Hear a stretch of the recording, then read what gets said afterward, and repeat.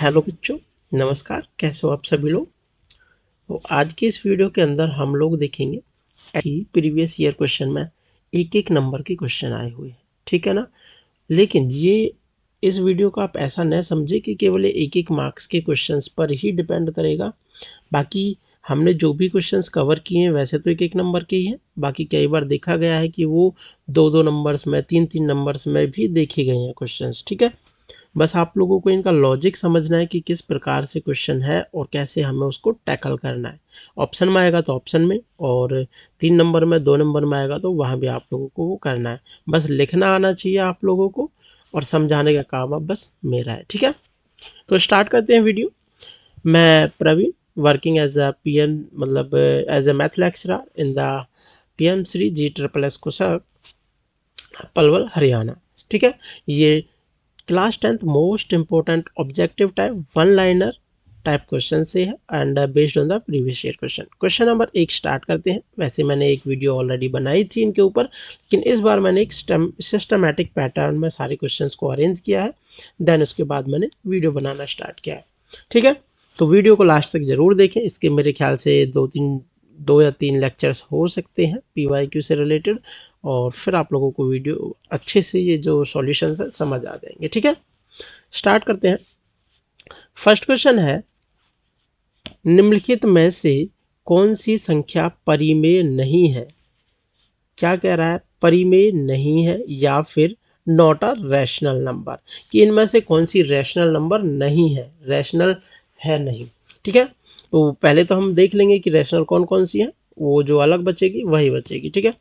तो पहली बात तो ऑप्शन टाइप डायरेक्ट बताऊं तो मैं हमारे पास में √8 होने वाला है इसका, और ये क्यों होने वाला है बता देता हूं थोड़ा सा कि सॉल्यूशन किस टाइप से।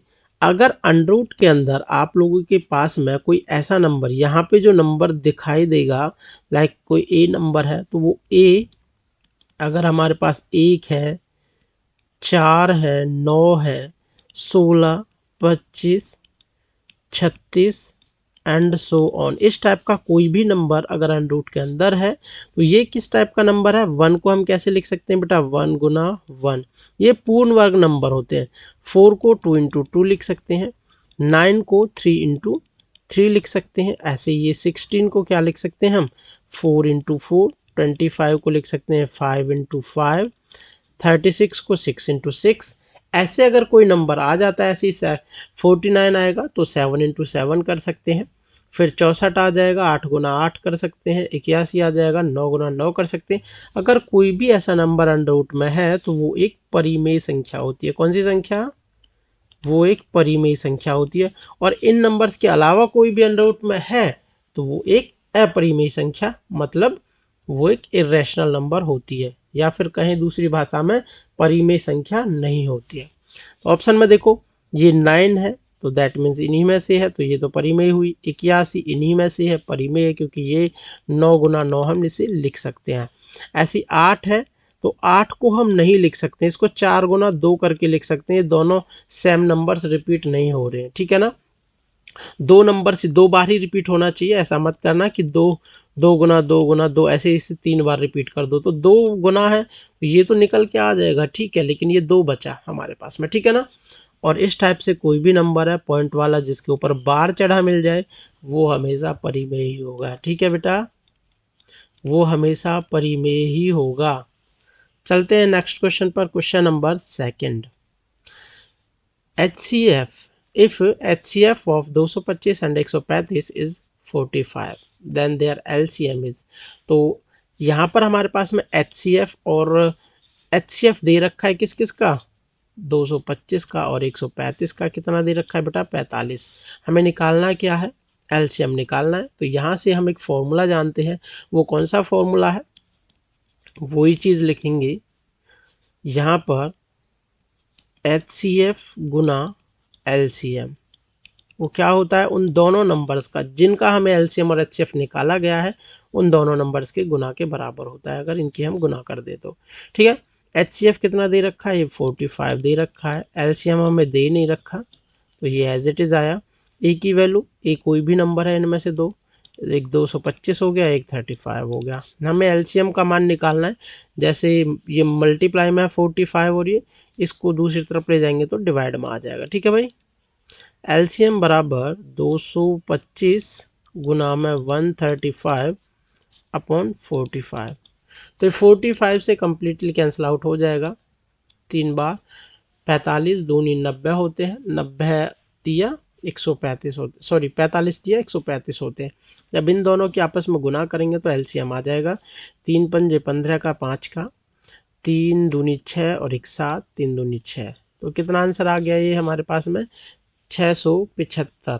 तो ऑप्शन नंबर ए है हमारे पास में, ये करेक्ट हो जाता है जैसा कि यहाँ पे दिख रहा है। ठीक है ना, फिर हम चलते हैं क्वेश्चन नंबर 3 की तरफ। क्वेश्चन नंबर 3 हमारे पास है, रेखिक समीकरणों के युग्म x माइनस 2y प्लस 3 बराबर 0 and 3x minus 6y plus 9 बराबर 0 का हल होगा। मतलब कैसा हल होगा उसका, ये दो इक्वेशंस दे रखी हैं चैप्टर नंबर 3 से, ये हमारे पास है। तो दो इक्वेशंस दे रखी हैं हमारे पास में, इनका बताना है कि यूनिक सॉल्यूशन होगा, नो सॉल्यूशन होगा, इनफाइनाइट सॉल्यूशन होंगे, नो सॉल्यूशन होगा। ठीक है ना, मतलब नन ऑफ दीज होगा। अब हमें यहाँ से भी बताने देख के, तो इनके लिए आप लोगों को पता था जब हमारे पास में a1 upon a2 not equals to b1 upon b2, तो ये a1 अपॉन a2 क्या है, b1 अपॉन b2 क्या है, ये आप लोगों को पता होगा। जब ये क्वेश्चंस होते हैं इनके सामने a1x माइनस b ये प्लस b1y प्लस c1, यहाँ से a1 क्या निकल जाएगा 1 निकलेगा, b1 क्या निकलेगा यहाँ से माइनस का 2 निकलेगा, और c1 क्या निकलेगा ये 3 निकलेगा। ऐसे यहाँ से a2 b2 c2 कैलकुलेट करेंगे। यदि ये है तो यहाँ से हमारे पास में no solution, sorry unique solution मतलब एक हल होता है। क्या हल होता है बेटा, एक हल होता है। ठीक है, एक केस होता है यदि a1 अपॉन a2 बराबर b1 अपॉन b2 और बराबर c1 अपॉन c2, तो यहां से होते हैं हमारे पास अनेक हल। क्या होते हैं बेटा, अनेक हल होते हैं। ये दो चीजें हैं, एक हल और अनेक हल से रिलेटेड। फिर होता है एक a1 अपॉन a2 बराबर b1 upon b2 not equals to c1 upon c2। यहां से है कोई हल नहीं है, कोई हल नहीं है।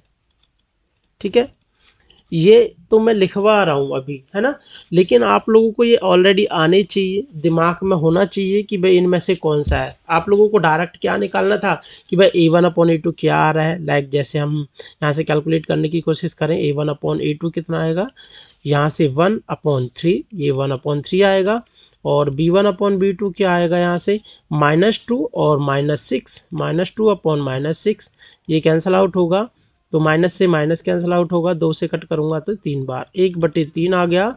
और c1 अपॉन c2 कैलकुलेट करूंगा तो वो भी 3 अपॉन 9, ये भी 1 अपॉन 3 हो जाएगा जब इसे 3 से कट करूंगा। ठीक है, तो ये सारे के सारे 1 अपॉन 3 1 अपॉन 3 1 अपॉन 3 बन चुके हैं, यहाँ पे दिख रहे हैं ना।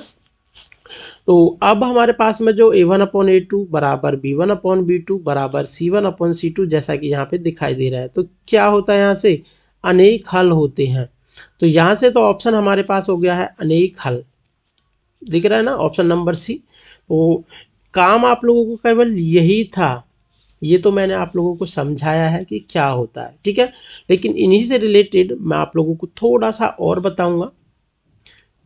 यहां से जब ये दोनों चीजें जब जब हल हमारे पास होगा तो उसको क्या कहेंगे हम, कंसिस्टेंट, और यहां होता है इनकंसिस्टेंट, SISTANT। ठीक है बेटा, इनकंसिस्टेंट आगे भी चल के अभी समझाऊंगा जब और तरीके की क्वेश्चन आएंगे, अभी केवल इन्हीं से रिलेटेड था तो यही काफी है। ठीक है, अब चलते हैं नेक्स्ट क्वेश्चन पर। क्वेश्चन हमारे पास में 4 है, the 10th term of AP, मतलब इस AP का 10वां पद क्या होगा, जस्ट ये पूछा हुआ है। तो AP का 10वां पद निकालने के लिए सॉल्यूशन स्टार्ट करें तो हमारे पास क्या है, A10 कैलकुलेट करना है, ये हमें आता है A + 9D। ठीक है ना, यही काम करना है बस। ए की वैल्यू जो फर्स्ट टर्म है 3 हुआ, प्लस में 9 इंटू में डी का मान पहले दूसरे में से पहले को घटा दो, कितना आ जाएगा 7 माइनस, यहाँ अगर मैं डी की वैल्यू निकालने की कोशिश करूं तो 7 माइनस 3 कितनी आ जाएगी, 4 आ जाएगी। ये क्या है, A2 माइनस A1, तो 4 यहाँ पे रखेंगे, 3 प्लस 9 चौक 36, कितना आ जाएगा भाई 39। क्या ऑप्शन आ गया 39, ऑप्शन नंबर डी करेक्ट है। ठीक है, चलते हैं नेक्स्ट क्वेश्चन नंबर 5 की तरफ। तो जो भी क्वेश्चंस मैं करा रहा हूँ आप लोगों को बस एक बेसिक क्लियर होना चाहिए। 3-3 नंबर्स के क्वेश्चन भी आप लोगों के होने वाले हैं इस वीडियो से, ठीक है ना। देखने में एक एक नंबर के लग रहे हैं सारे क्वेश्चन, और एक एक नंबर के क्वेश्चन तो आप लोगों के कहीं जाने वाले ही नहीं है, ठीक है ना। ये लेक्चर कंप्लीट देख लेना है बस, या तो मेरे ख्याल से 3 लेक्चर्स भी बना सकता हूँ मैं इसके, 2 तो वरना है ही, क्योंकि ज़्यादा लंबा हो जाएगा एक लेक्चर बनाऊंगा तो। यहाँ पे है, यदि किसी एपी का तीसरा और 9वां पद क्रम से, तीसरा पद कितना दे रखा है बेटा 4 दे रखा है, और 9वां पद कितना दे रखा है -8, तो उसका क्या निकालना है, छठा पद A6 कैलकुलेट करना है। तो सॉल्यूशन है हमारे पास में कि भाई A6 हमें कैलकुलेट करना है। A6 के लिए A प्लस 5D कैलकुलेट करना है, मतलब A पता होना चाहिए, D पता होना चाहिए, लेकिन हमें दे क्या क्या रखा है, A3 दे रखा है। तो A3 के लिए क्या होता है, इसका भी फॉर्मूला लगा देंगे, A प्लस 2D, ये कितने के बराबर दे रखा है, 4 के बराबर, इक्वेशन नंबर 1 हुई। A9 A प्लस 8D, ये कितने के बराबर दे रखा है भाई -8, ये इक्वेशन नंबर 2 हुई, है ना। अब इन चीजों को जब हम सॉल्व करेंगे तो माइनस कर देना है बस, विलोपन विधि आती होगी। ये 2 इक्वेशन है, 3rd चैप्टर पढ़ा होगा कैसे करते हैं 2 इक्वेशनों को सॉल्व, जस्ट वही काम करना है, ठीक है ना। तो 2 इक्वेशनों को कैसे सॉल्व करते हैं, यहाँ दोनों का कोफिशिएंट सेम है तो जस्ट घटाना है, ये घटने के बाद ये आपस में कैंसिल आउट हो जाएगा, ठीक है। तो ये घटेगा तो माइनस का 6D, क्योंकि ये माइनस का 8 है वहाँ 2 है, यहाँ पे हो जाएगा। ये भी घटेगा तो ये प्लस का हो जाएगा, साइन चेंज हुए थे ना, तो ये 8 4 12 हुआ। डी का मान यहाँ से आएगा माइनस का 2, जैसे ही माइनस के 6 से डिवाइड करूंगा तो माइनस का 2 आएगा। अब ए की वैल्यू निकालनी है, यहाँ पे रख देंगे कहीं भी, ए माइनस 4D, सॉरी 4 हो गया ना, यहाँ से जब फर्स्ट इक्वेशन में मैंने डी का मान -2 रखेंगे तो -4 हो जाएगा, ठीक है भाई, और ये बराबर में 4 है ही, तो ये दूसरी तरफ जाके प्लस का हो जाएगा, तो ए बराबर 8 आ जाएगा, ठीक है। अब इक्वेशन नंबर जो ये है इसके अंदर हम पुट कर देंगे यहाँ पर कि A6 बराबर ए की जगह 8 प्लस में 5 गुना में -2, यहाँ 8 हुआ और 5 दूनी 10 हो जाएगा, तो A6 के बराबर कितना आ गया -2 आ गया। ऑप्शन नंबर डी करेक्ट है, ठीक है। नेक्स्ट हमारे पास में है question number 6। The distance between the point 4,2 and -1, -1 is, मतलब बिंदुओं 4,2 और -1, -1 के बीच की दूरी क्या है। जो दूरी है वो कैलकुलेट करनी है, सॉल्यूशन करते हैं। दूरी सूत्र आप लोगों को पता होना चाहिए, क्या है, x2 - x1 under the root x2 - x1 का whole square plus y2 - y1 का होल स्क्वायर, ठीक है भाई, ये अंडर रूट चढ़ेगा। x1 क्या होता है, ये फर्स्ट टर्म x1 है, ये इसकी सेकंड टर्म y1, ये सेकंड x2 होगी, ये y2 होगी। यहाँ से हम वैल्यूज पुट करेंगे, ये x2 रखेंगे तो यहाँ पर कितना हो जाएगा -1, फिर ये 4 रखेंगे तो -4 होल स्क्वायर, प्लस ये y2 की जगह रखेंगे तो -1, फिर -2 whole square, under the root ये 5 हो जाएगा, दोनों को जुड़ जाएंगे, 5 का स्क्वायर करेंगे तो 25 आएगा, प्लस ये -3 का स्क्वायर करेंगे तो 9 हो जाएगा, तो 25 और 9 हमारे पास हो जाते हैं अंडर द रूट 34। इसका आंसर क्या आ गया भाई, अंडर रूट 34, ठीक है, ऑप्शन बी करेक्ट है। क्वेश्चन नंबर 7 पे चलते हैं। The value of 9 sec square A minus 9 ten square A. इसका आंसर तो 9 आने वाला है। क्या करना है, जस्ट हमें यहाँ से 9 कॉमन ले लेना है दोनों में से। सॉल्यूशन स्टार्ट करते हैं। आंसर तो 9 आ चुका, 9 कॉमन लिया, सेक स्क्वायर ए माइनस 10 स्क्वायर ए। अब सेक स्क्वायर ए माइनस 10 स्क्वायर ए 1 के बराबर होता है। ये ट्रिग्नोमेट्री आइडेंटिटी होती है, ठीक है ना। तो 9 इंटू 1 ये हमारे पास में 9 हो जाएगा, ठीक है। ये क्यों हुआ है ये पता होना चाहिए, क्योंकि सेक स्क्वायर ए माइनस 10 स्क्वायर ए बराबर 1 के बराबर होता है, ठीक है भाई। इस वजह से हमारे पास में 9 आंसर आ गया है ना। जब हम ट्रिग्नोमेट्री की एक वीडियो बनाएंगे इसके ऊपर, आप लोगों को जरूर समझाएंगे अच्छे से। फिर है question number 8, a circle can have Khalistan parallel tangents. मतलब एक वृत्त की खालिस्तान समांतर स्पर्श रेखाएं हो सकती है। पहले तो स्पर्श रेखाओं का पता होना चाहिए आप लोगों को। स्पर्श रेखाएं क्या होती हैं, जो वृत्त को टच करते हुए जाती हैं वो स्पर्श रेखाएं होती हैं। लाइक ये वाली स्पर्श रेखा हुई, ऐसे ही एक और दूसरी रेखा यहाँ से जाएगी, यहाँ से एक और रेखा जाएगी जो वृत्त को टच करते हुए जाएगी, ऐसे करके ये भी स्पर्श रेखा है। अगर ऐसे करके कोई दूसरी जाएगी टच करते हुए, ये भी स्पर्श रेखा है। तो मान लो ये एक रेखा हुई हमारे पास में, ऊपर वाली रेखा हुई, और ये एक नीचे वाली रेखा हुई। तो केवल यही तो दो आपस में समांतर हो सकती हैं। अगर कोई दूसरी रेखा खींचेगी तो वो समांतर तो नहीं होगी आपस में। तो अधिक से अधिक समांतर कितनी रेखाएं हो सकती हैं एक वृत्त की, 2 रेखाएं हो सकती हैं। इसका आंसर केवल 2 है, ठीक है ना। यही सॉल्यूशन है इसका भाई। 2 समांतर रेखाएं हैं, एक ये वाली है और एक ये वाली है, सेकंड वाली, ठीक है। फिर हमारे पास है area of the sector of a circle of angle theta. मतलब त्रिज्यखंड का क्या क्षेत्रफल होता है उसका फॉर्मूला बताना है बस, और कुछ नहीं करना है। फॉर्मूला होता है theta upon 360 pi r square, यही होता है ना। अब देख लो, पाई आर स्क्वायर तो होना चाहिए, यहाँ पाई आर स्क्वायर है ही नहीं, यहाँ भी नहीं है। यहाँ पाई आर स्क्वायर थीटा भी है और नीचे 360 भी है, तो यही करेक्ट हो गया। यहाँ पाई आर स्क्वायर थीटा तो है लेकिन नीचे गलत था, ठीक है भाई। क्वेश्चन नंबर 10 पे चलते हैं। यहाँ पे है अगला वाला क्वेश्चन, यदि एक बिंदु P से O केंद्र वाले किसी वृत्त पर PA और PB स्पर्श रेखाएं। क्या कह रहा है बेटा, सॉल्यूशन करेंगे। एक हमारे पास सर्कल है ये, और ये हमारे पास में एक बिंदु P है। यहां से इस वृत्त के ऊपर 2 स्पर्श रेखा इस प्रकार है, ये P है, PA और PB, ठीक है। यहाँ पे हमारे पास इसका ये पॉइंट हो गया, ये केंद्र है। जब इनको आपस में मैच करेंगे तो ये हो जाएगा, है ना। तो स्पर्श रेखाएं परस्पर 80 डिग्री के एंगल पर झुकी हुई हैं। कितने डिग्री के एंगल, मतलब जो यहाँ पे एंगल बना हुआ है ये 80 डिग्री का बना हुआ है। तो एंगल POA बराबर होगा, POA का बात कर रहा है, POA, यहाँ पे O केंद्र O है, ठीक है। जब हम इनकी बात करेंगे, इनको मिला देंगे तो ये वाले एंगल की बात कर रहे हैं, ठीक है। दिखाई दे गया होगा ये वाला एंगल, है ना। तो जो ये टोटल एंगल होता है आप लोगों का, ये वाला नीचे ये वाला टोटल एंगल जो P पे बना हुआ है और ये ऊपर बना हुआ टोटल एंगल होता है, उन दोनों का जोड़ 180 डिग्री होता है। और P पे बना हुआ 80 हो चुका है, तो O पे बना हुआ एंगल कितना हो जाएगा, मतलब एंगल BOA।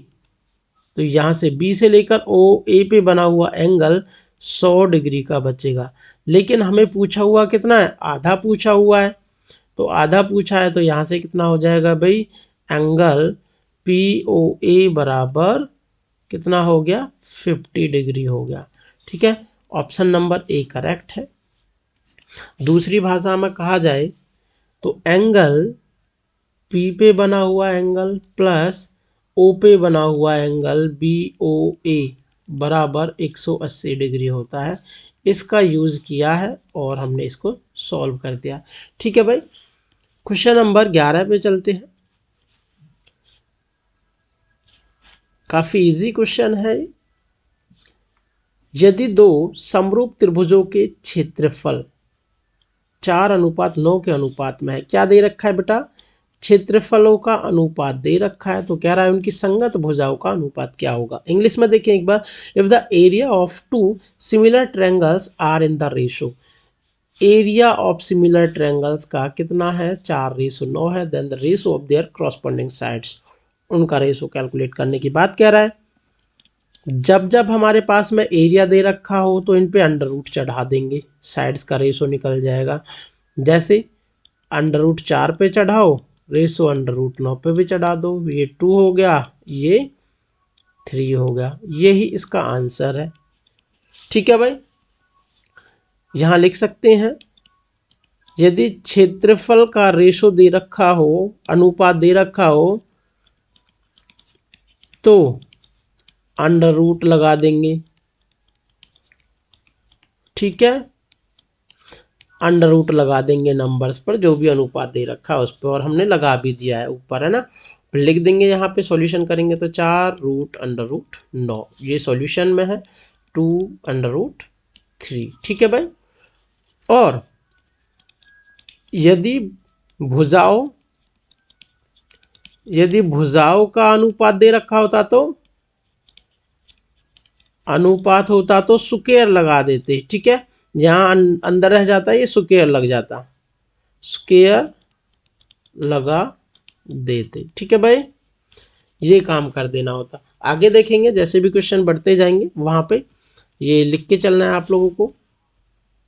ये हमारे पास है आकृति डी, आकृति में डीई कहां पर है, देखो यहां पर ये रहा, डीई पैरेलल है बीसी, इस बीसी के पैरेलल है, तो लंबाई ईसी की लंबाई कैलकुलेट करो। ये ईसी की हमें लंबाई कैलकुलेट करनी है कि कितनी है। तो सॉल्यूशन स्टार्ट करेंगे। जब जब हमारे पास में ये बीच वाली साइड है, इस नीचे वाली साइड के पैरेलल दे के रखे, समांतर दे के रखे, तो आप लोगों को क्या करना है, इसमें थेल्स प्रमेय का यूज करना है। कौन सी प्रमेय का, थेल्स थ्योरम का यूज करना है। वो थेल्स थ्योरम क्या कहती है, इस वाले पार्ट के अपॉन में ये वाले पार्ट की लंबाई करनी है, फिर बराबर हो जाएगा इस वाले पार्ट की लंबाई अपॉन में इस वाले पार्ट की लंबाई। बात आ रही है समझ में, आशा करता हूं समझ आ गई होगी। यही चीजें दे रखी है, तो यहां से थेल्स थ्योरम के अकॉर्डिंग, थेल्स प्रमेय से क्या होगा बेटा, AD upon D B, AD की बात ये वाली एडी हो जाती है हमारे पास में, यहाँ एडी दे रखी है और ये डी बी दे रखी है, बराबर हो जाएगा एई अपॉन में ईसी, और ईसी हमें कैलकुलेट करने, एडी का मान 1.5 दे रखा है, डीबी का मान 3 दे रखा है, एई का मान 1 दे रखा है, ईसी का मान हमें कैलकुलेट करना। ये पॉइंट हटाने के लिए बटे में 10 आ जाएगा कि नहीं आएगा, आ जाएगा। 3 से कट करूंगा तो इसे 3 पंजे 15, 5 से 5 दूनी 10, क्रॉस मल्टीप्लाई, ऊपर 1 है, यहाँ कितना बचा 1/2, 1/ई सी, क्रॉस मल्टीप्लाई करेंगे तो ई सी की 1 के साथ मल्टीप्लाई होगी, कि ई सी बराबर इस 2 की मल्टीप्लाई यहाँ हो जाएगी, तो ये 2 हो गया। ठीक है, तो यहाँ से ई सी का मान कितना आया भाई, 2 आया है। ठीक है, चलते हैं नेक्स्ट क्वेश्चन पे, क्वेश्चन नंबर 13 की तरफ। The zero of the polynomial, ये दे रखा है यहाँ पे आर, या फिर बहुपद इतने के शून्यक है, इसके कितने शून्यक हो सकते हैं उनकी बात करते हैं। शून्यक तो 2 ही हो सकते हैं, कितने नहीं, कौन कौन से हो सकते हैं। तो एक तो है इसका प्रॉपर वे कि कैसे सॉल्व कर सकते हैं। प्रॉपर वे में क्या होता है, इस फर्स्ट वाले नंबर किसकी 4 की मल्टीप्लाई लास्ट वाले सी में करते हैं, यहाँ पे 1 के साथ करेंगे, देन उनका फैक्टर करते हैं। ठीक है, तो फैक्टर करते हैं, फिर फैक्टर करने के बाद में आप लोगों का आंसर आ जाता है। लेकिन हमारे पास में एक चीज और पता है कि जो शून्यक होते हैं उनका जोड़ कितना होता है, योग कितना होता है, मतलब अल्फा प्लस बीटा किसके बराबर होता है, -b/a के बराबर होता है। b यहाँ से माइनस का 4 है, a यहाँ से 4 है, तो माइनस ये है, माइनस यहाँ पे लगा हुआ है, तो दोनों होके 4 बन जाएगा, कि माइनस माइनस 4/4, तो ये 4 से 4 कैंसिल आउट हो जाएगा, माइनस से माइनस, तो अल्फा प्लस बीटा जो भी आंसर होगा उन दोनों का जोड़ कितना होना चाहिए, 1 होना चाहिए। जैसे ये और ये अगर आंसर होते तो इन दोनों का जोड़ 1 होना चाहिए, लेकिन इन दोनों को जोड़ेंगे तो ये -1 आएगा, मतलब ये तो गलत आंसर हो गया। इन दोनों को जोड़ेंगे तो 1 तो ये ऑलरेडी हो गया, ये 1 से एक्स्ट्रा ही निकल के आ जाएगा। ऐसे ही ये भी 1 हो गया है और ये वाला पार्ट 1 से एक्स्ट्रा हो जाएगा, लेकिन आधा और आधा इसको जोड़ेंगे दोनों को तो ये 1 हो जाएगा। ठीक है भाई, यहाँ से ऑप्शन नंबर सी करेक्ट हो गया है। अगर यहाँ से आप लोगों का कई बार हो सकता था कि 2 ऑप्शन करेक्ट हो जाते कि भाई ये भी 1 जोड़ आ जाता है, इसका भी 1 जोड़ आ जाता, मान लेते हैं, तो हमें एक और चीज लगानी थी, अल्फा इंटू बीटा, जो प्रोडक्ट होता है, गुना होती है दोनों रूटों का, वो भी करेक्ट होना चाहिए था। वो किसके बराबर होता है, सी अपॉन ए के बराबर होता है। सी यहाँ से 1 है अपॉन 4, तो उन दोनों की गुना 1 अपॉन 4 भी होनी चाहिए। गुना भी देख सकते हो इनकी करके, 1 अपॉन 4 आएगी। ठीक है भाई, चलते हैं क्वेश्चन नंबर 14 की तरफ। Surface area of the sphere of radius 2.1 centimetre is, या फिर त्रिज्या 2.1 सेंटीमीटर वाले धातु के गोले का पृष्ठीय क्षेत्रफल क्या है। हमें क्षेत्रफल पूछा हुआ है गोले का, तो अब तो देखो ये ऑप्शन टाइप में आया हुआ है। बाय द वे आ जाता बड़े में, 2 नंबर में, 3 नंबर में, तो आपको क्या लिखना था, दिया में लिखते कि त्रिभुज गोले की त्रिज्या दे रखी है, फिर इसका जो पृष्ठीय क्षेत्रफल है उसका फॉर्मूला लगाते, क्या होता है पाई आर, ये 4 पाई आर स्क्वायर, ये होता है एरिया का फॉर्मूला। यहाँ पे 4 रखेंगे, पाई की जगह 22/7 रखेंगे, आर की जगह 2.1 गुना 2.1 हो गया। 10 कटने के बाद में ये आ गया, 7 से कट करेंगे तो 7 या 21 हुआ। यहाँ 22 की और 4 की गुना करेंगे तो ये 88 हो जाएगा, गुना में 21 दिया 63, और बटे में 100 है ही। 88 की और 63 की जब गुना करोगे, ये गुना आप लोग करके देखना तो कितनी आ जाएगी गुना, 55 44, मतलब 5544। ठीक है, और अपॉन में 100 है। जब हम यहाँ से 2 पॉइंट, यहाँ पे 2 जीरो है तो 2 पॉइंट छोड़ के, 2 अक्षर छोड़, डिजिट छोड़ के पॉइंट लग जाएगा, पीछे वाले 2 डिजिट छोड़े पॉइंट लग गया, सेंटीमीटर स्क्वायर। तो ऑप्शन कौन सा हो गया भाई, ऑप्शन नंबर बी करेक्ट हो गया है ना। फिर चलते हैं क्वेश्चन नंबर 15 पर। ये काफी अच्छा क्वेश्चन है, देखने के लिए 1 नंबर का दिख रहा है, आप लोगों को 3 नंबर का भी मिल सकता है एग्जाम के अंदर, तो be ready for this type of question. ठीक है, तो यहां से है the coordinate of the point which divides the line segment joining the points this one and this one, मतलब 4, -3 और and 8, 5 in the ratio 3:1 internally, मतलब वो अंदर की तरफ आंतरिक रूप से डिवाइड करते हैं। हिंदी में पढ़ लेते हैं, उस बिंदु के निर्देशांक जो बिंदुओं 4, -3 तथा 8, 5 को जोड़ने वाले रेखाखंड को आंतरिक रूप से 3:1 के अनुपात में विभाजित करते हैं। तो हमारे पास में लाइक ये 2 पॉइंट्स हैं, एक ये पॉइंट हो गया, पढ़ाया भी है मैंने जब क्लास पढ़ा रहा था, ठीक है ना, वहां पे तो 8, 5 हो गया। ये किस रेशो में डिवाइड कर रहा है, 3:1 में डिवाइड कर रहा है। तो इसका फॉर्मूला होता था, इसकी यहाँ मल्टीप्लाई करो, इसकी यहाँ मल्टीप्लाई करो, और अपॉन में इन दोनों का जोड़ कर देते हैं बस।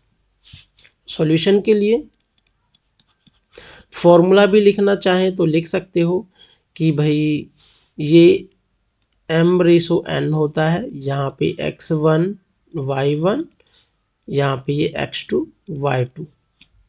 तो जो हमारे पास में m होता है, m की हम करेंगे x2 और y2 में मल्टीप्लाई, n की करेंगे हम x1 y1 में मल्टीप्लाई। ठीक है, तो n into x1 plus m into में x2 अपॉन में n plus m, comma n y1 plus m y2 upon में m प्लस n। यही इसका आंसर है। और जब 2-3 नंबर में आता तो आप लोगों को गिवन ये सारा कुछ लिखना पड़ता है, गिवन अनुपात दे रखा है, ये सारा कुछ, ठीक है ना।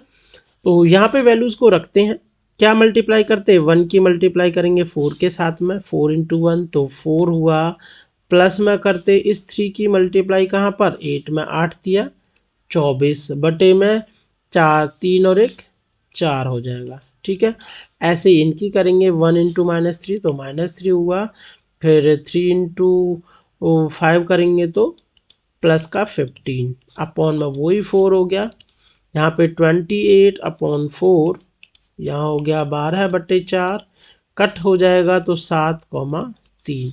ऑप्शन हमारे पास में यहाँ से डी है 7,3। ठीक है भाई। नेक्स्ट है क्वेश्चन नंबर 16। निम्नलिखित में कौन सा समीकरण द्विघात है, मतलब क्वाड्रेटिक कौन सा समीकरण है, ये बात कर रहे हैं द्विघात समीकरण कौन सा है। तो इसके लिए आप लोग क्या कर सकते हैं, इनकी आपस में मल्टीप्लाई कर सकते हैं। ठीक है, और मल्टीप्लाई करने के बाद में आप लोगों को चेक करना है कि क्या आंसर है। मैं यहीं पे कर देता हूं इनका सॉल्यूशन। जैसे मल्टीप्लाई करेंगे x इंटू एक्स तो x हो जाएगा, जब x की और हम 3 की मल्टीप्लाई करेंगे तो प्लस का 3x आ जाएगा। ऐसे ही 1 की और x की मल्टीप्लाई करेंगे तो माइनस एक्स आएगा। 1 की और -3 की करेंगे, ये -1 और 3 की करेंगे तो -3।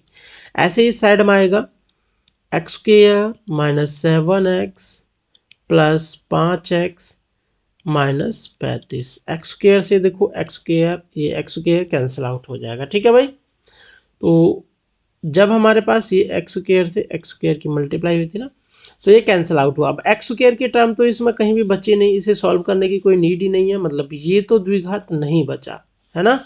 जब हम इसको सॉल्व करेंगे, इसकी और इसकी आपस में मल्टीप्लाई करनी है, 4x² आने वाला है, मतलब a माइनस बी और a प्लस बी का भी यूज कर सकते थे और माइनस का 1।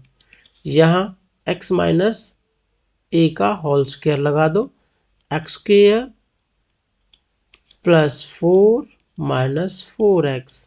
अब देखो यहाँ पे 4x है, 4x² है, यहाँ पे x² है, तो घटेंगी तो कितनी बचेगी, 3x² बच जाएगी। मतलब यहाँ पे x² की टर्म बच गई, x² की टर्म बची तो उसको क्या कहेंगे हम, द्विघात बहुपद। तो यहाँ से ऑप्शन नंबर बी ही करेक्ट है। और यहाँ देखें तो पावर 3 है, मतलब त्रिघात निकल के आएगा। और यहाँ से देखेंगे तो 4x² यहाँ है, और बराबर से इधर जब इसका स्क्वायर होगा तो 4x² इधर से भी आएगा, दोनों कैंसिल आउट हो जाएंगे, ये रेखिक बचेगी। ठीक है, इसलिए हमारे पास में जो ऑप्शन नंबर बी है वो ही करेक्ट है। नेक्स्ट क्वेश्चन पे चलते हैं, क्वेश्चन नंबर 17। ये भी सिमिलर टाइप का, इसी टाइप का क्वेश्चन है। x+1 का होल स्क्वायर करेंगे, x+1 का होल स्क्वायर मतलब a प्लस बी का होल स्क्वायर फॉर्मूला आना चाहिए आप लोगों को। क्या होता है कि 2 मतलब x की 2 प्लस b की 2, 1 हुआ, प्लस 2ab मतलब 2x बराबर ये 2x माइनस इधर की तरफ मल्टीप्लाई कर रहा हूं मैं 2x और ये माइनस का 6। ठीक है, यहाँ 2x से 2x कटेगा, लेकिन ये x² ये इधर आएगा तो प्लस का 7 बराबर 0। यहाँ पे देखो x² वाली टर्म बची है, तो ये क्वाड्रेटिक इक्वेशन हुई, मतलब ये द्विघात समीकरण हो चुकी है। ठीक है, बाकी को चेक करने की कोई नीड भी नहीं है जब ऑप्शन एक ही करेक्ट हो गया है तो।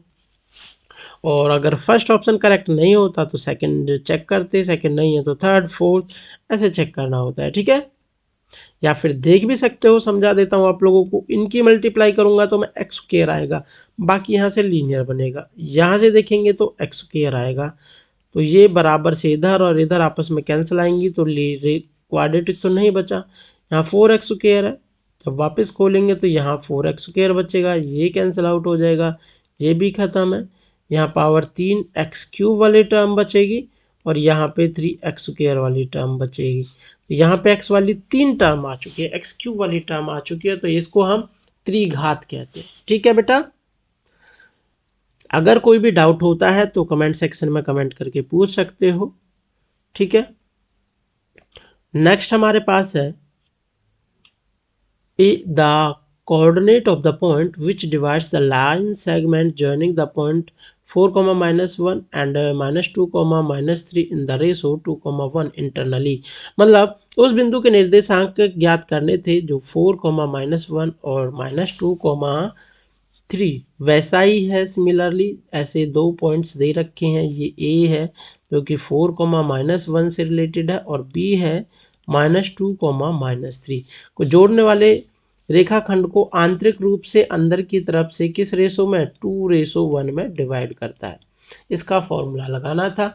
इस 2 की मल्टीप्लाई हम यहाँ करते हैं और इस 1 की मल्टीप्लाई यहाँ करते हैं। x का कैलकुलेट करना है तो एक्स का कैलकुलेट करना है पहले पॉइंट, तो एक्स एक्स के साथ होती है, 1 की मल्टीप्लाई 4 के साथ करेंगे तो 4, फिर 2 की मल्टीप्लाई करनी है -2 के साथ तो माइनस का 4 अपॉन में 2 और 1 3 आ गया, कॉमा इस 1 की मल्टीप्लाई माइनस के 1 के साथ तो -1, इस 2 की मल्टीप्लाई माइनस के 3 सॉरी माइनस का 6 हो गया अपॉन में 3, तो -4 तो 0/3 आएगा, कॉमा में माइनस का 7/3, तो ये हो गया, 0 को जब 3 से डिवाइड करूंगा तो 0 ही आएगा, माइनस का 7/3 कौन सा आ गया, ऑप्शन नंबर सी करेक्ट हो गया। ठीक है भाई, नेक्स्ट हमारे पास है question number 19। The distance between the points, इन दो पॉइंटों के बीच की दूरी कैलकुलेट करनी है। और दूरी कैसे कैलकुलेट करते हैं बेटा, दूरी सूत्र से कैलकुलेट करते हैं। दूरी सूत्र ऊपर बताया था, नहीं देखा है तो स्टार्टिंग से जाके जरूर देखें वीडियो को। क्या हो जाएगा, माइनस का 1 इसमें से घटेगा, माइनस का 5 तो माइनस माइनस +5 हो जाएगा, इसका होल स्क्वायर, प्लस में ये 3 माइनस का 7 इसका होल स्क्वायर। ठीक है भाई, इनको सॉर्ट आउट करेंगे तो हमारे पास में क्या आ जाएगा, यहाँ पर माइनस का 1 है, ये प्लस का 5 है, तो 4 का स्क्वायर, 4 का स्क्वायर कितना होता है, 16 होता है। यहाँ पे 3 -7 है, तो यहाँ पे भी 4 बचेगा, 4 का स्क्वायर 16, तो बचा √ 16 + 16 तो 32 हुआ। जब हम 32 को तोड़ना चाहें तो कैसे तोड़ सकते हैं, 2 × 16, और जब 16 बाहर आता है तो 4 × 4, 1 बाहर आ जाएगा, तो ये हो जाएगा 4√2। ठीक है भाई, अगर किसी से ऐसे नहीं आ रहा है तो इसको हम 32 ऐसे करते हैं सॉल्व, 2 से 16 बार जाएगा, 2 से 8 बार, 2 से 4 बार, 2 से 2 बार, 2 से 1 बार, 2 2 का जोड़ा बाहर निकाल लो, ये 1 2 बाहर निकल के आया, यहाँ से 1 2 बाहर निकल के आया, ये 2 अंदर पड़ा रह गया, तो 2 दूनी 4 तो बाहर आ गया, ये 2 अंदर पड़ा रह गया। ठीक है, √16 को 4√2 कह देते हैं। ठीक है, फिर चलते हैं क्वेश्चन नंबर 20 पर। ये क्वेश्चन ऊपर आ चुका है, वहां पे 9 था, यहाँ है ना, तो उसका 9 आंसर था, यहाँ पे 6 है, तो इसका क्या आ जाएगा आंसर, इसका 6 आ जाएगा। ठीक है, ज़्यादा टाइम लगाने की जरूरत ही नहीं है, यहाँ से 6 कॉमन ले लेंगे, sec² a - 10² a, और ये 1 के बराबर होता है, 1 × 6 × 1 = 6। ठीक है, नेक्स्ट हमारे पास है surface area of the sphere of the radius 2.8 centimetre is, मतलब त्रिज्या 2.8 सेंटीमीटर वाले धातु के गोले का पृष्ठीय क्षेत्रफल। इस बार रेडियस कितनी दे रखी है, 2.8, पहले वाले में हमें रेडियस कितनी दे रखी थी, 2.1 दे रखी थी।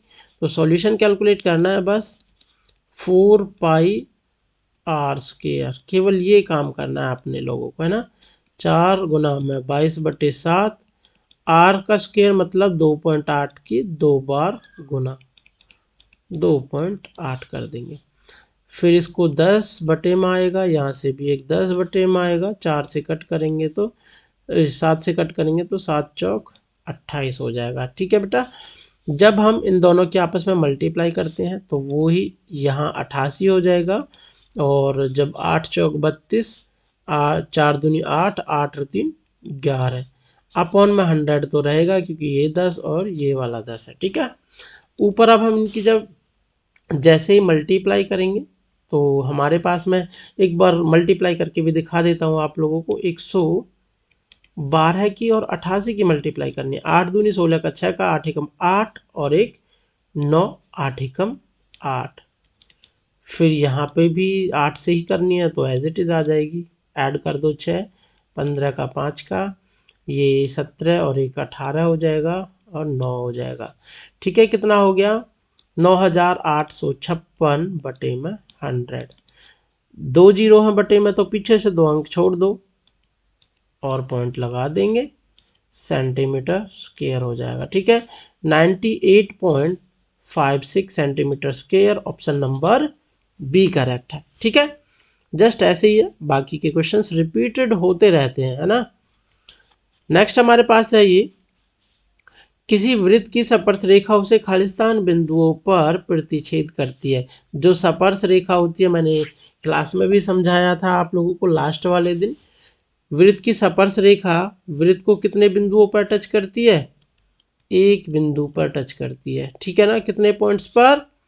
एक पॉइंट पर टच करती है, इंटरसेक्ट करती है। जैसे ये हमारे पास में सर्कल है, इसके सॉरी ये सर्कल हुआ, तो सर्कल को टच करने वाली जो रेखा होगी ऐसे इस पॉइंट पर, एक पॉइंट पर यहाँ पर टच करती है।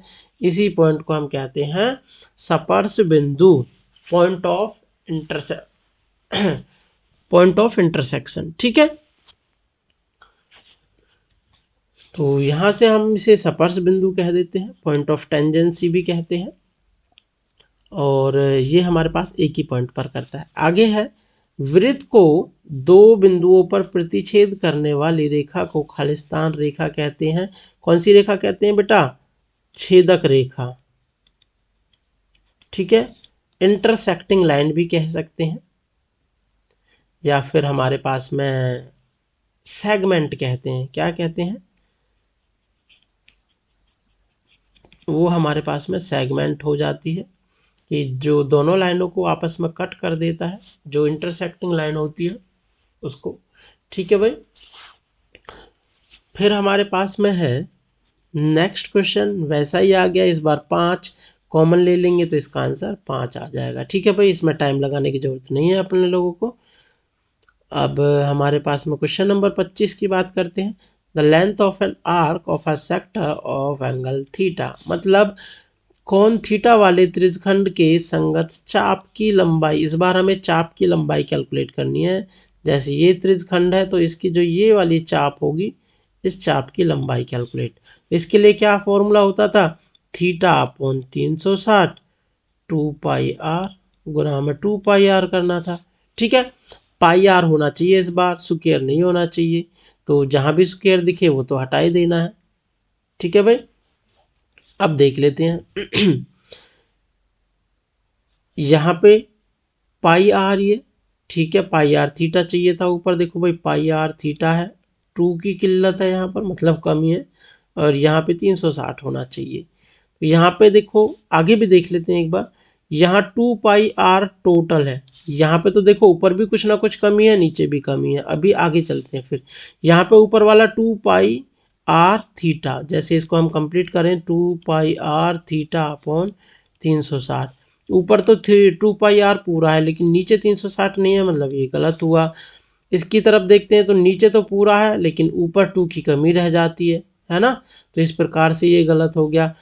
लेकिन यहाँ पे ऊपर भी 2 की कमी है, मतलब ऊपर भी 2 से मल्टीप्लाई कर दूं और नीचे भी 2 से मल्टीप्लाई कर दिया जाए तो ये 360 हो जाएगा, है ना। या फिर हम देखें इसे 2 से कट करें तो 180। ये कितना बचता है? पाई आर थीटा अपॉन में 180। ये भी फॉर्मूला याद रख सकते हैं इसके लिए, पाई आर थीटा अपॉन 180। तो ऑप्शन नंबर 1 क्या हो जाएगा? सही हो जाएगा यहाँ से, ठीक है बेटा। तो चलते हैं नेक्स्ट क्वेश्चन पर, क्वेश्चन नंबर 26 पर। यदि दो समरूप त्रिभुजों के क्षेत्रफल, अभी बताया था, यदि क्षेत्रफलों का अनुपात दे रखा हो तो क्या चढ़ाते हैं बेटा? वर्गमूल चढ़ाते हैं, अंडर रूट चढ़ा देते हैं। उसकी संगत भुजाओं का अनुपात निकालने के लिए तो क्या हो जाएगा? अंडर रूट 9 चढ़ाओ, अंडर रूट 16 कर दो। ये सॉल्यूशन में ही लिख देना है ना।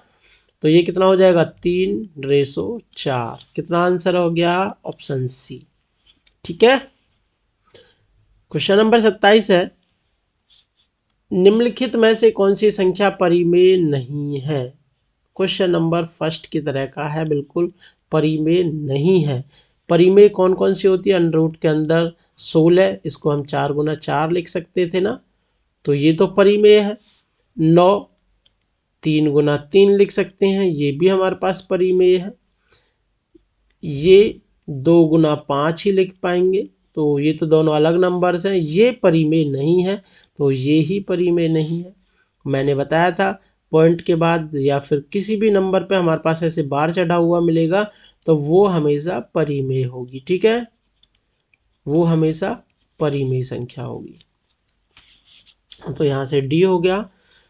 अब है क्वेश्चन नंबर 28, यदि 13 और 91 का HCF, सॉरी 26 और 91 का HCF 13 है, तो LCM ज्ञात करो। वही LCM गुना HCF बराबर A गुना B, दोनों नंबर्स की गुना। LCM हमें कैलकुलेट करना है, HCF 13 दे रखा है, A 26 है, B 91 है। ये 13 है जो दूसरी तरफ जाके डिवाइड में जाएगा कि नहीं जाएगा भाई? हाँ जी जाएगा ना, वेरी गुड। 3 से कट करेंगे, 13 से कट करेंगे तो 13 दूनी 26, क्या बचा 2 गुना 91। ठीक है, यही इसका सॉल्यूशन है। 2 गुना 91 करेंगे, 2 2 एकम 2, 2 नाम 18। तो आंसर कितना आ गया यहाँ से? 182। ऑप्शन नंबर सी करेक्ट हो गया है। अब चलते हैं नेक्स्ट क्वेश्चन की तरफ। नेक्स्ट क्वेश्चन है the zeros of polynomial x square plus 7x plus 10 are, मतलब बहुपद, इस बहुपद के क्या शून्यक होंगे। ठीक है, एक तो वही ट्रेडिशनल मेथड है, कंप्लीटली सॉल्व करना है, और एक वैसा मेथड है जो मैंने अभी थोड़ी देर पहले बताया था कि दोनों का योग कितना आना चाहिए, दोनों का जोड़ कितना आना चाहिए, -b/a। ये हर बार बताने का नहीं होता है लेकिन बताना पड़ रहा है ना। तो ये 7 हो गया b अपॉन में 1, तो 7/1। तो दोनों का जोड़ कितना आ रहा है? अल्फा प्लस बीटा 7 आ रहा है। तो दोनों को जोड़ के 7 देखो कहाँ कहाँ आ रहा है, यहाँ 7 आ रहा है, यहाँ पे देखो, यहाँ पे तो दोनों को जोड़ के 3 आ रहा है, मतलब ये तो गलत हुआ। ये दोनों को जोड़ेंगे तो माइनस का 7 आएगा।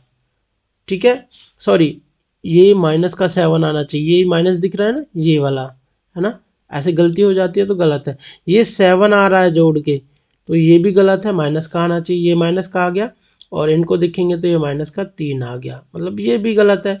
केवल एक ही ऑप्शन करेक्ट हुआ है जो कि बी ऑप्शन है। ठीक है ना, ऐसे देख लिए जाते हैं।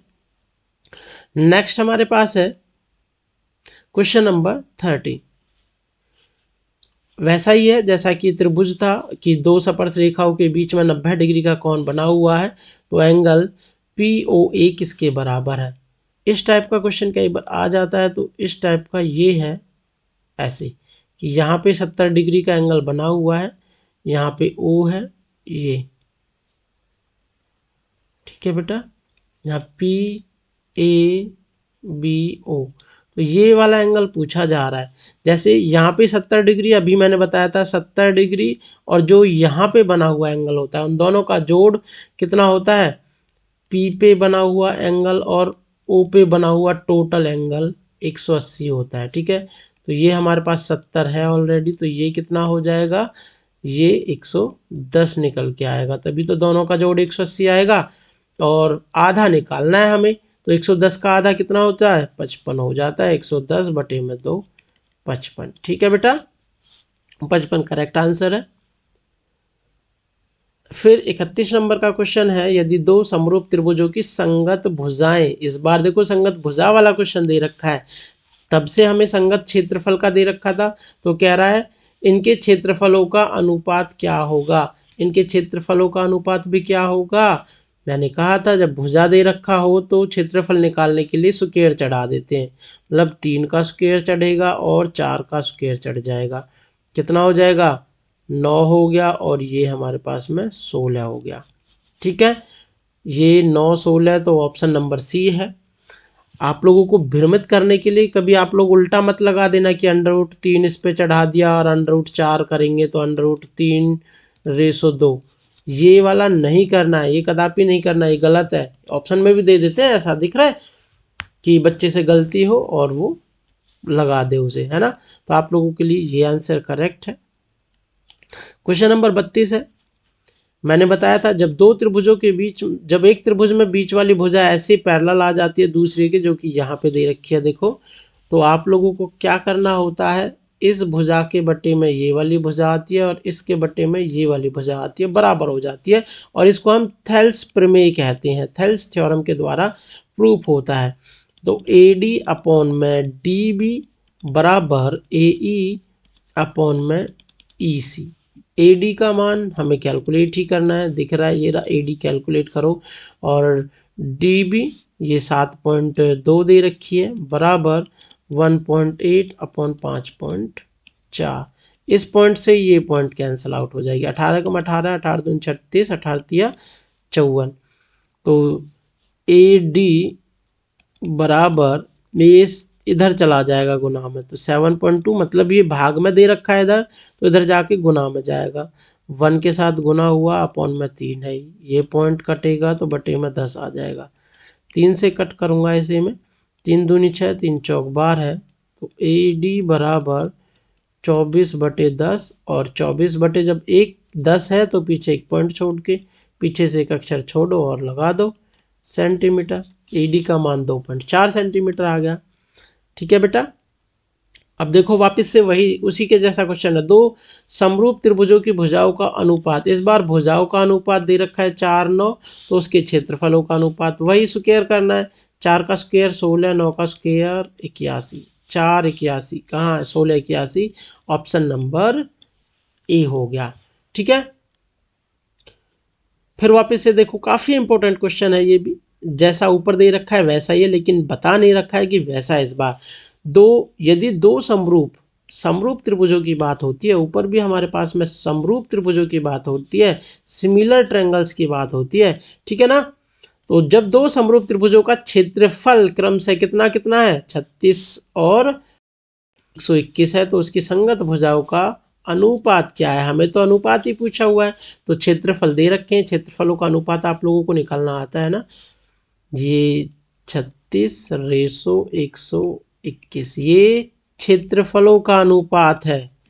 तो साइड्स का रेशो निकलेगा, तो साइड का अनुपात कैसे निकलेगा, इनका अंडर रूट चढ़ा दो बस। 36 का अनुपात और 121 का अंडर रूट, और 36 का अंडर रूट करेंगे तो 6 आता है, और 121 का करते हैं तो 11 गुना 11 होता है, तो 11 बाहर आता है, 6:11। तो ऑप्शन नंबर बी यहाँ से करेक्ट हो गया। ठीक है बेटा। तो ये सारे क्वेश्चंस छठे चैप्टर से ही है। ये लास्ट क्वेश्चन और देख लेते हैं। सिमिलरिटी का कौन सा कॉन्सेप्ट लगाया हुआ है, triangle ABC and triangle DEF एक सिमिलर ट्रायंगल है, विच सिमिलरिटी क्राइटेरिया इज यूज्ड। इन दोनों ट्रायंगल्स में, मतलब ये वाले ट्रायंगल और इन ट्रायंगल्स दोनों समरूप त्रिभुज हैं, कौन सा समरूप कसौटी का नियम लगा है। ABC, तो ए ये रहा, बी ये रहा, सी ये रहा। तो यहाँ पे हमारे पास में दो एंगल्स दे रखे हैं, एक एंगल ये है और एक एंगल यहाँ पे दे रखा है। यहाँ पे भी एक एंगल ये है और दूसरा एंगल ये दे रखा है। देखो एक एंगल तो यहाँ पे 60 डिग्री के बराबर है और दूसरा 30 डिग्री के बराबर है। तीसरा जाहिर सी बात है ये 90 डिग्री के बराबर ही निकल के आएगा। ठीक है भाई। तो यहाँ पे तीनों एंगल्स निकल चुके हैं, एंगल। ठीक है। तो अब हमारे पास में क्या है, जब तीनों एंगल क्राइटेरिया लगाया जाता है, क्योंकि 3 एंगल्स दे रखे हैं, एंगल, तो यहां से कौन सी क्राइटेरिया के द्वारा, एंगल क्राइटेरिया के द्वारा दोनों त्रिभुज कैसे हैं, समरूप त्रिभुज है। ABC 90 से कहां पे जा रहे हैं हम, 60 की तरफ जा रहे हैं। देख सकते हैं ए है, फिर बी की तरफ गए हैं, 60 डिग्री के एंगल की तरफ गए हैं, और फिर बी से हम 30 डिग्री की तरफ गए हैं। ऐसे ही DEF में भी होना चाहिए। डी 90 से 60 की तरफ जाना चाहिए। देखो 60 की तरफ DE, और फिर F पे आएंगे तो 30 की तरफ। ठीक है, वैसा ही है। तो AAA एंगल, इसको हम एंगल भी कह देते हैं कई बार, कि दो एंगल। तो कौन सी प्रॉपर्टी लगी है, एंगल क्राइटेरिया के द्वारा त्रिभुज समरूप है। ठीक है बेटा। 35 क्वेश्चन इस लेक्चर के अंदर हो चुके हैं। बाकी के क्वेश्चंस हम नेक्स्ट लेक्चर के अंदर देखेंगे। बाकी बहुत सारे क्वेश्चंस हैं। अब इससे पहले तो आप लोगों ने देखा होगा कुछ क्वेश्चंस रैंडमली थे, आगे पीछे हो के काफ़ी सारे टॉपिक से, लेकिन अभी कुछ क्वेश्चंस दिखाई दिए होंगे। ये आप लोगों का 10th चैप्टर से तो है। इसके बाद जो ये है, ये 6th चैप्टर का क्वेश्चन है। ये भी आप लोगों का 6th चैप्टर से लिया हुआ क्वेश्चन है, और ये वही 6th चैप्टर का क्वेश्चन है। अब मैं आप लोगों को टॉपिक वाइज कराऊंगा, ठीक है ना। आगे वाले क्वेश्चंस जो स्टार्टिंग के क्वेश्चंस थे वही केवल अलग अलग थे, ये भी 6th चैप्टर से लिया गया है। ऐसे ही ये नेक्स्ट क्वेश्चन भी 6 चैप्टर का है, आगे ये भी 6 का है, ये भी 6 का है, ऐसे ही बहुत सारे 6 चैप्टर से लिए गए हैं। फिर आगे हमने 10वें चैप्टर से स्टार्ट कर दिए थे, ऐसे ही मैंने आगे अटैच किए हैं सारे क्वेश्चंस को। टिग्नोमेट्री आ चुका है, ये टिग्नोमेट्री से रिलेटिव हैं सारे क्वेश्चन एक साथ, है ना। तो नेक्स्ट वीडियो के अंदर फिर से मिलते हैं, क्वेश्चन नंबर 35 36 से स्टार्ट करेंगे। और उससे पहले मैं एक टिग्नोमेट्री वाली वीडियो डालूंगा, तो उसे जाके ज़रूर देख लेना जिसको भी देखनी है। और आशा करता हूँ समझ आ गई होगी। फिर मिलते हैं आगे के नेक्स्ट क्वेश्चंस में। Thank you, take care, bye bye. और ये हमारे पास में था, पीडीएफ बनाया हुआ है मैंने, आप लोगों के लिए कलेक्ट किया था। ठीक है भाई, मिलते हैं नेक्स्ट वीडियो में।